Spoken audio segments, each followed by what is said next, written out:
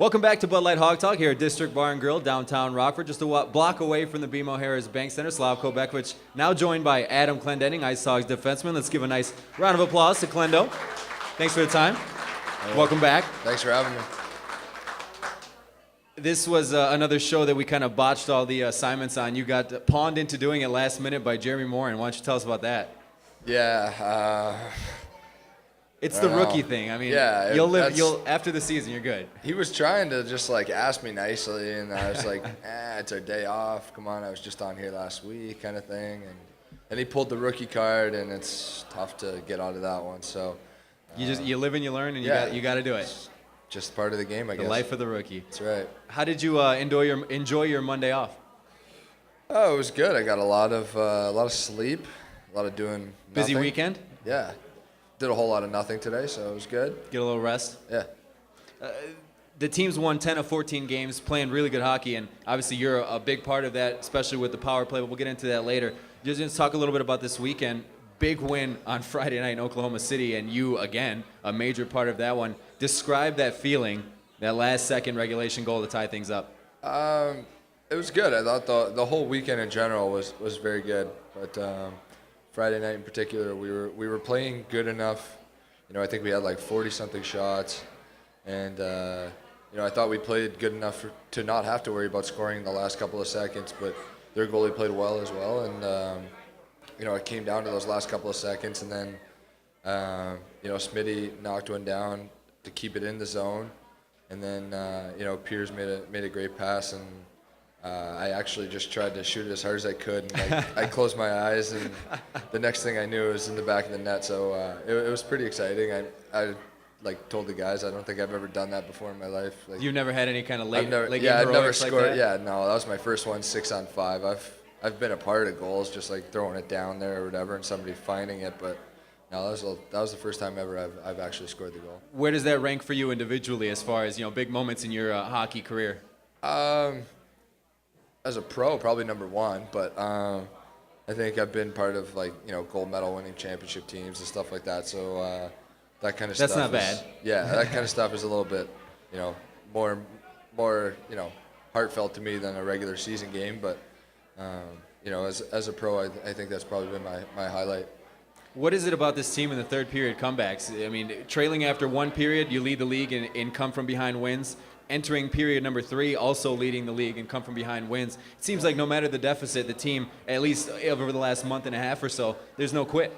Yeah, I think we always tell ourselves in the dressing room between second and third that third period's our period. We for some reason we tend to I guess waiting until the third period. It's not the greatest habit, but I think we always say our period's the third period, and if we're down by one, tied or leading, there's always a good chance that we'll make something happen in the third period.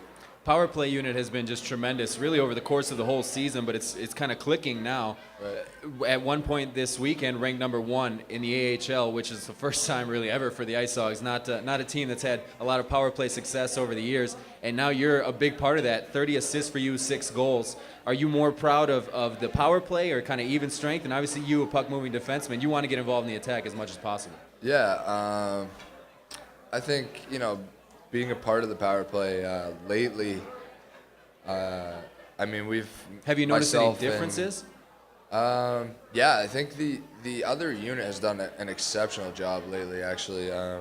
Me, Jimmy, Saintsy, we've kind of been, struggling. We'll have our opportunities here and there lately, but, Piers, Mo, and Lawler, and I think Millsy and Smitty, they've done a great job lately. They're really clicking, and it seems like it's perfect time. And when they tend to struggle or aren't scoring, then we'll pop one in here and there. But we've kind of been riding them lately, and it's that's always a great help when you have 2 number 1 units. 6 goals, 30 assists for 36 points for you, kind of on par with the numbers you had in college. Now over a longer season, what do you notice any major differences maybe in your game over the course of the year as you've developed? Yeah, I think I think just the quality of decisions I've been making it's just became easier for me as I've played games. moving my feet and allowing myself to create lanes to move the puck, or to move it myself using my feet, or to find guys, just getting used to the players that we play with all the time, and just kind of knowing you can make a play and knowing somebody's going to be there without really even looking. So I think just my puck decisions and the managing the game, probably not turning the puck over as much, and still trying to limit that as much as I can. So I think that would be probably something that I've improved. Are you more proud of having 36 points and 30 assists, or maybe a +8 rating, which is right up there with the team leaders? I'd go +8, actually. As a D-man, probably a little bit better to say that answer. Yeah, I mean, you don't get a lot of pluses on the, you don't get any on the power play, and Sure. I don't really know how many of my points are if came on the power play, but it's really like I'm pretty happy at +8. It shows that I can produce offensively as well, even strength, which is nice. And keep the puck out of the back of your net as well, which is your primary option. And being known as like an offensive guy, people always think you have trouble in your own end and stuff, and to be +8, you can't really have that much trouble in your own end. So I think that's something I'm really proud of. I've been working on a lot, is my play in my own end. When you look at where you currently stand in your career, maybe compared to your expectations coming into this season, would you say you've exceeded them, you've met them, or you still have a ways to go, or how would you compare yourself to your expectations? That's kind of a hard question. I came into the season not really sure what to expect. I knew pro was a different game, and just watching it on TV and stuff like that. So I knew I could be successful. I just didn't know to what rate. But I think I've kind of, like I said, I expected to be successful. I don't know if this is too much or too little. I've just kind of taken it in stride and just tried to play my best every night. And if that means, I get a lot of points or I don't get any points or whatever it may be, I think just trying to play consistently better every night was kind of my expectations. And I didn't really set any, I'm not doing as well as I thought, or I'm doing better. I didn't really have any set expectations. What would you say that you need to improve on most, if anything? Well, there's always +8 and 36 points is not bad. Yeah, but there's more things than what the score sheet says. Of course. I'd probably say still play my own end. The easier it is for me to play in my own end and play solid defense, the more easier it is for my offensive instincts to take over. So, managing the puck at my own end and playing without the puck at my own end will just allow me to translate that into offense that much easier. We got a question on Twitter from Craig. It says, what does it mean to you to put on the uniform knowing that you can be called up to the Hawks at any time, especially a young D-man like yourself, a pretty highly touted prospect in the organization? It means a lot. You look at the Blackhawks organization, they won a cup, I think, 2 years ago. It's pretty cool. That any time you could be making your NHL debut, somebody gets hurt, or they're not happy with the way somebody's playing, or something like that. So, it's really special. You wake up every morning and just wonder. You don't really know. It's today that day. Yeah. So you just kind of focus on what you're doing, and wherever that may be, whether here or there. I think you kind of just focus on what you're doing, and it is really special to have the opportunity. I know everybody on our team thinks the same way, and I'm sure every guy around the league thinks the same way, because everybody playing in this league now dreams and hopes that they get a chance to play in the NHL. With the team playing so well, winning 10 of 14, one of the biggest factors, obviously the defense in front of the goaltending has helped out a lot, but the goaltending between Hutton and Karlsson has just been tremendous. How comforting is it for you as a defenseman, especially one who likes to get involved in the offense, move the puck, to have that behind you and know I don't have to be perfect every time. They'll save my behind a couple times. Yeah, definitely. For a guy like me, I try to be as responsible as I can, make their job much easier, but you kind of have that thing in the back of your head that, okay, I can take a chance here or there, or if I do screw up, then, chances are it's not going to end up in the back of my net. Hutz has been really hot lately. I think I just heard you say 6-game winning streak. I don't know, some really long winning streak for him. So, and Carly obviously is probably just stands there. He takes up the whole net. So, yeah, you know, with guys like that, it's a lot easier. You can play a little more free. Yeah, you can play more free, I guess. You know, just allow yourself to play, and if you want to take a chance here or there, or you see an opportunity to jump in, you don't really have to worry about like, oh, you know, if I screw up, am I gonna give up a goal against kind of thing? Because you know, you trust these guys, like they, you know, they make big saves at big times for us, and they've done it all year. 3-3 last weekend, 3-3 again this weekend. How much does that kind of start to weigh on you, especially as a rookie coming off of a college schedule? You know, how would you compare the two schedules and how grueling the American Hockey League is compared to college?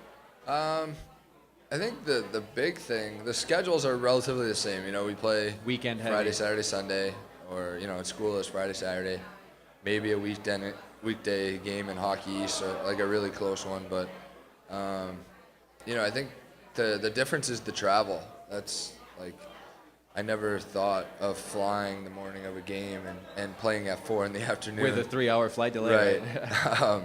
So, I mean, that was probably the biggest thing for me is the travel. Or, you know, if we you play in Grand Rapids one night and then back home the next night, that's 4 hours there and 4 hours back. So, you know, how grueling is it? I mean, how hard is it to kind of refresh a day of a game, like a flight that morning, and turn around and play a 3 o'clock game in Chicago? You know, I think it's a lot easier than it would have been in school, right? It's your job now to play that game and to perform. You don't have to worry about writing a 10-page paper or you know, an exam you got in 3 days that you have to study for. So I think it just kind of comes along with it. So I don't think it's that much more grueling. I just think the amount of practice time helps as well. Here it's, you know, an hour, and there it's at school it was an hour and a half to 2 hours some days. So I think the time you make up for practice is the amount of games. So. I feel pretty good, pretty rested right now, so good. Question on Twitter from Nick. He says, the Hawks have that championship belt that they hand out to the game MVP. Do the IceHogs have something similar? Yeah, we do, actually. We got... Is it something you can share? Yeah, it is. Okay. We really bought into the whole Los IceHogs thing. Oh, boy. So we... everyone's favorite promotion. Oh, yeah. The boys were really loving the jerseys. But, yeah, we bought into we have a maraca that they handed out at the games, so those, like, green ones. So, you know, we throw the maraca to our MVP of that game, I guess, or whatever. So, I mean, I got it on Friday night. It was probably my first and last time this year I'll probably get it. But, no, that's our championship belt or whatever they have. I know that's what...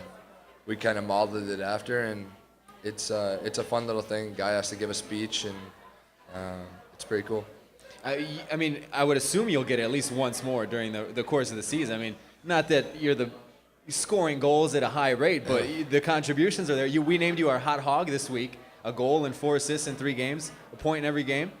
You can't complain with that. No, I can't complain, but, you know. You want the maraca.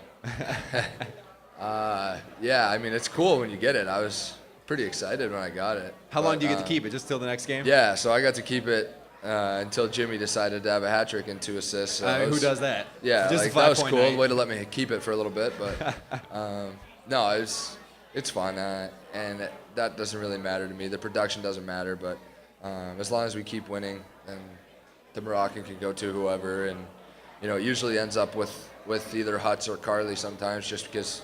You know, they steal the game for us when we're not playing all that well, or they deserve it. You know, whatever shutouts or whatever it may be. So this Monday we got some big news in college hockey and in the hockey world. It's big news. Your former coach there at BU, Mr. Parker, Jack Parker, right, decided to retire after 40 years behind the bench. That's something else.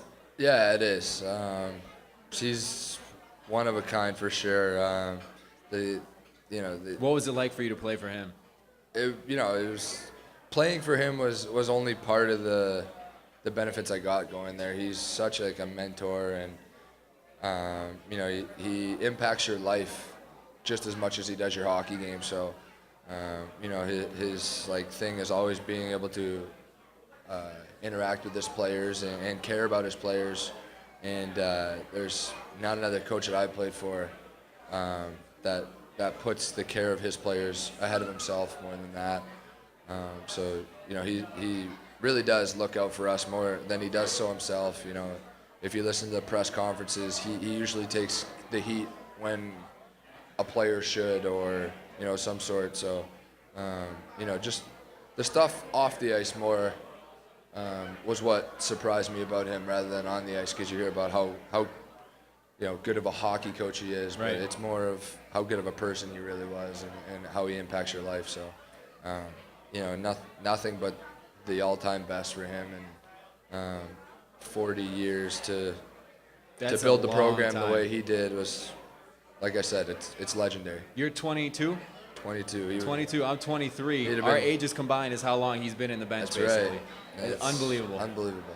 And now BU this weekend, the quarterfinals against Merrimack, right? Number 3 seed in the Hockey East. How much do you keep tabs on your former teammates? A lot. A lot of guys always are. They're always telling me to cut the cord, but I've only been gone for like 6 months, and I got a lot of good buddies there still at school. So, I think Hutt's team just won the league, so he's got the bragging rights right now. But I think I keep tabs here and there, just on more like my friends, my classmates, and just the program in general. So, good luck to those guys, and I know they'll probably do well. Well, Clendo, thanks for the time, and we promise we won't bug you anymore. All right, sounds good. All right, Thanks give it up for Adam Clendening. Thanks for coming on the show, and we'll be back with our final segment. That's all for this segment of Bud Light Hog Talk. We'll be back with Carter Hutton coming up right here on 23.2 and 10 TV.